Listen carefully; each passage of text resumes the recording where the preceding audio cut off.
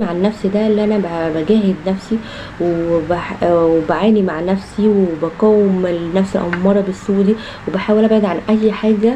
وحشة كنت باعملها، أي ذنب حتى لو ذنب صغير مثلًا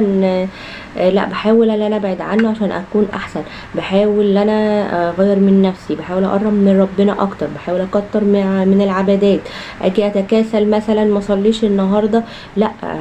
آجي آخر اليوم أقوم أصلّي كل الصلوات اللي فاتتني، اللي أنا بقى مش قادر وكسلان وبتاع لأ، اللي أنا أجاهد نفسي لا، لأ، أنا لازم أقوم أصلّي، أنا لازم الصلاة ده فرض، أنا لازم أصوم، أنا لازم أزكّي، لازم أفكّر نفسي دايمًا وأجاهد مع نفسي دايمًا اللي أنا أعمل الأعمال الصالحة أو أعمل حاجات كويسة تنفع نفسي وتنفعني في الدنيا وهتنفعني في الآخرة، اللي أنا أقرب دايمًا من ربنا واللي أنا دايمًا يبقى هدفي هو الجنة في الآخرة، فلمّا يبقى تلاقي نفسك هدفك هو الجنة